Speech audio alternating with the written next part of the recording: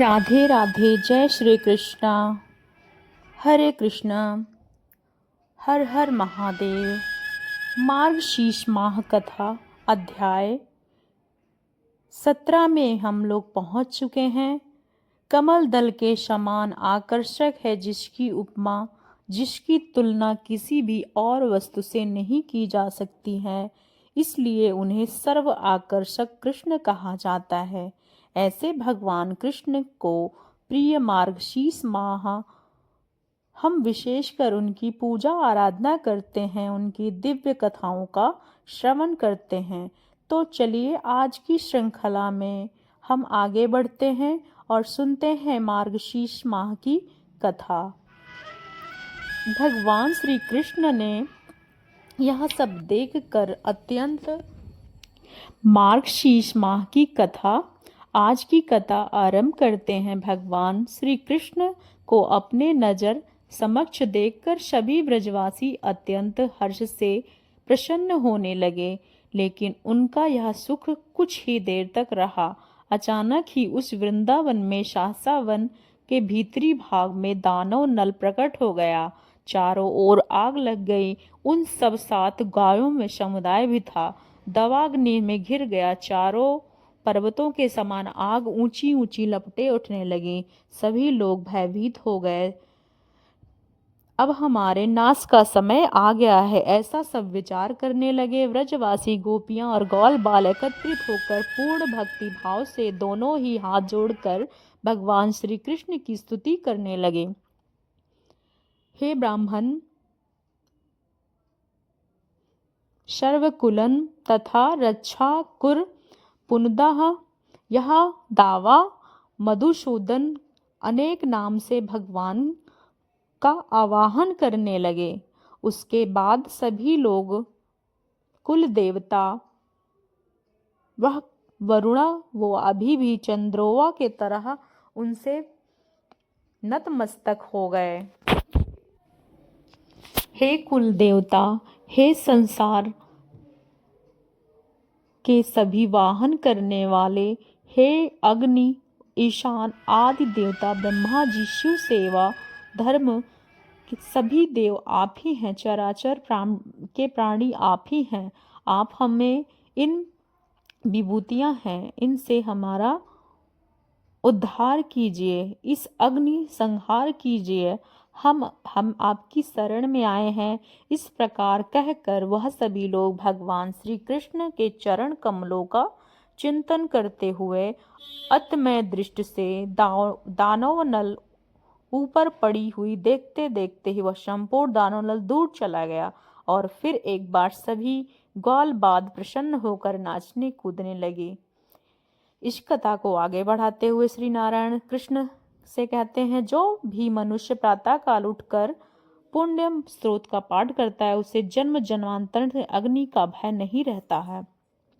शत्रुओं से घिर जाने पर, दानव नल में आ जाने पर, सभी भारी विपत्ति पड़ने पर इस स्तोत्र का पाठ करके मनुष्य सभी दुखों से छुटकारा पा सकता है। भगवान श्री कृष्ण ग्वाल बालों को, सभी गाय बछड़ों को चुरा लिया था। उन्हें पता तो उन सर्वज्ञ योगेंद्र श्री हरि अपनी योग माया से पुनः उन सभी ग्वाल बालों, शाखाओं, गांवों को अपने आप ही विस्तारित कर दिया। उन सभी स्वरूपों में दिन भर गाय चराने के बाद भगवान बलराम जी के साथ अपने द्वारा विस्तारित किए गए सभी ग्वाल बालों के साथ पुनः अपने घर को लौट आए। यह उनका 1 वर्ष तक चलता रहा। वह प्रतिदिन ग्वाल बालों के साथ संध्या के समय जाते और लौट आते। भगवान के इस दिव्य प्रभाव को देखकर ब्रह्मा जी का मस्तक लज्जा से झुक गया। भांडीवर के नीचे उन्होंने ग्वाल बालों से घिरे हुए श्री कृष्ण को देखा, मानो नक्षत्रों के बीच में पूर्णिमा चंद्रदेव प्रकाशित हो रहे हों। उस समय गोविंद रत्न में सिंहासन पर बैठे हुए मानो इतने अच्छे सुवर्ण सुशोभित हो रहे थे। सहस्त्र उस समय गोविंद रत्न में सिंहासन पर बैठे हुए थे और मंद मंद मुस्कुरा रहे थे। उन पर परिपूर्णतम शांत स्वरूप राधाकांत को देखकर ब्रह्मा जी अत्यंत विस्मित हो गए और बार बार उनके चरण कमलों में उनको प्रणाम करने लगे और उन्हें देखने लगे।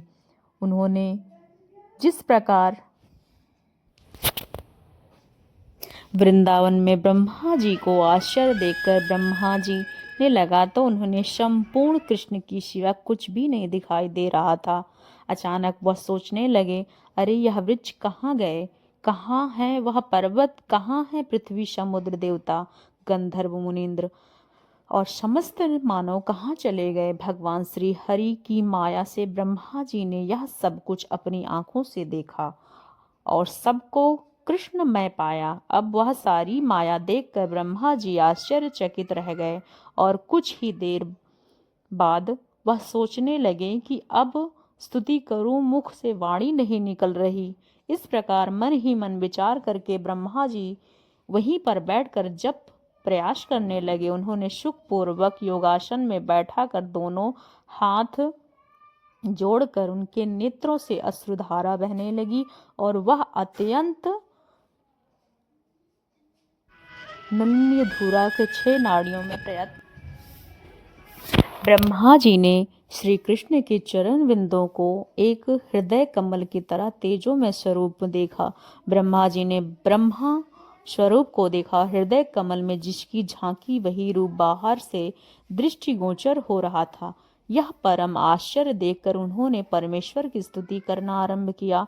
पूर्व काल में एकड़ जल में शयन कराने वाला श्री हरि ब्रह्मा जी को एक सूत्र का उपदेश दिया था।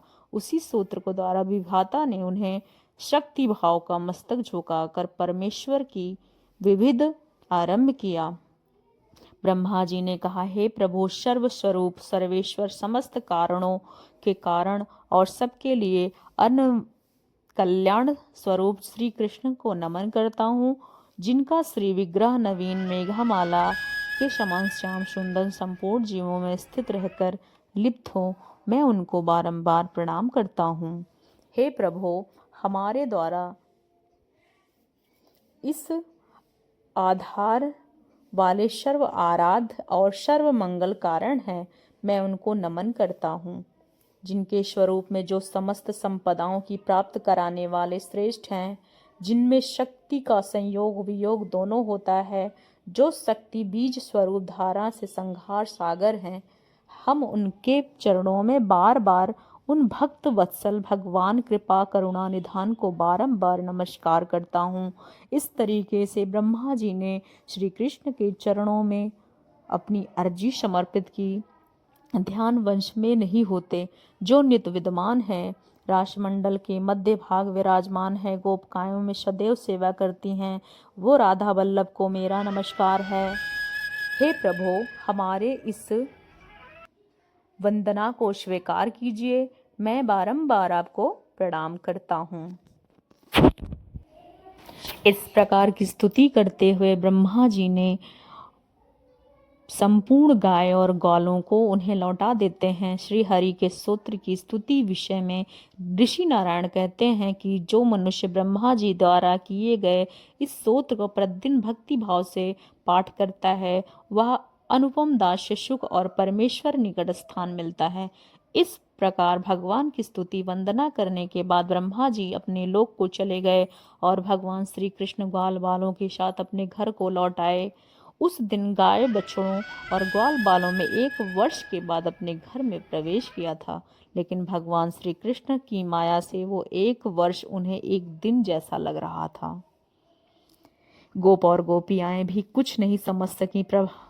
भगवान श्री कृष्ण के ब्रह्मा जी के मान भंग किया था और इस तरीके से वह इन सभी वेदनाओं को समझ सके।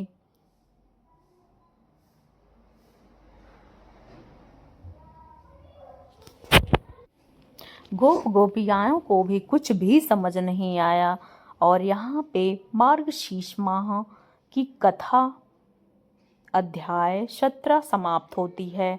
अगली श्रृंखला में आप कथा 18 का श्रवण करेंगे। तब तक के लिए श्री राधे जी के चरणों में कमल वंदन।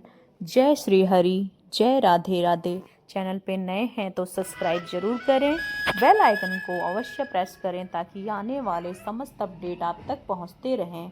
आपका दिन अच्छा हो। जय श्री राधा रानी।